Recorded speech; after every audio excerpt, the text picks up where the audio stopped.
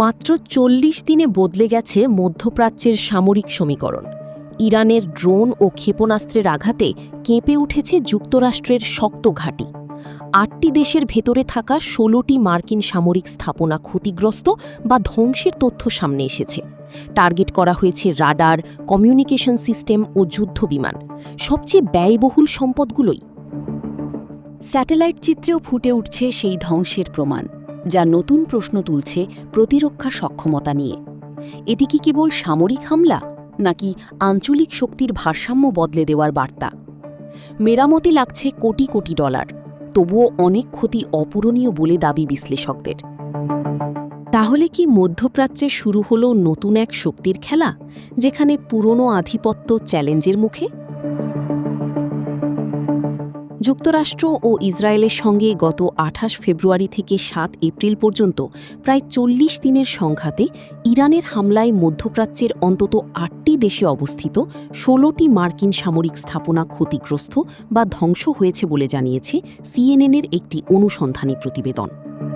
প্রতিবেদনে স্যাটেলাইট চিত্র, প্রতিরক্ষা বিশ্লেষণ এবং যুক্তরাষ্ট্র ও উপসাগরীয় অঞ্চলের কর্মকর্তাদের বরাত তুলে ধরে বলা হয়েছে, এই হামলাগুলো ছিল পরিকল্পিত এবং লক্ষ্যভিত্তিক।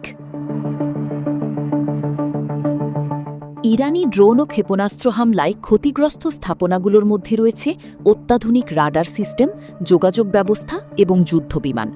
বিশেষ করে রাডার অবকাঠামোকে লক্ষ্যবস্তু করা হয়েছে, যা আঞ্চলিক প্রতিরক্ষা ব্যবস্থার একটি গুরুত্বপূর্ণ অংশ।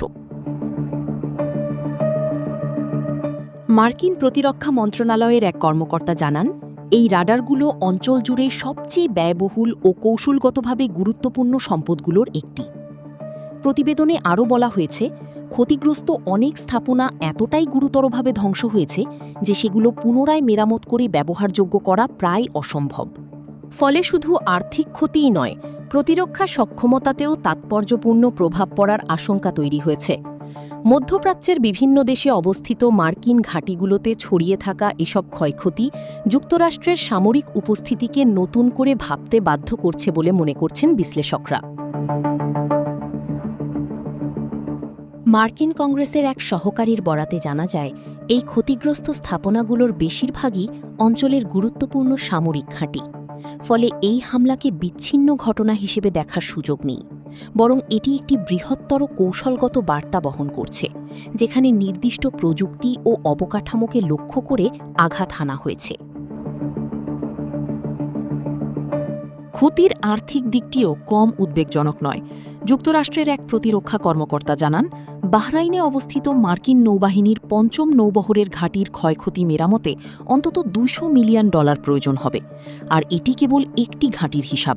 অন্যান্য স্থাপনাগুলোর পূর্ণাঙ্গ ক্ষতির পরিমাণ এখনও নির্ধারণ করা হয়নি।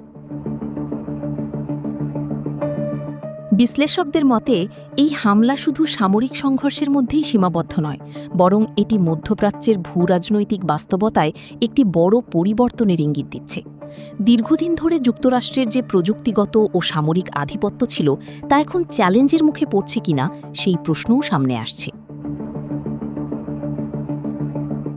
বর্তমান পরিস্থিতিতে সবচেয়ে বড় প্রশ্ন হয়ে উঠেছে, এই সংঘাত কি আরও বিস্তৃত আকার নেবে, নাকি এটি একটি নতুন ধরনের যুদ্ধ কৌশলের সূচনা মাত্র? মধ্যপ্রাচ্যের আকাশে এখন সেই উত্তরের অপেক্ষা।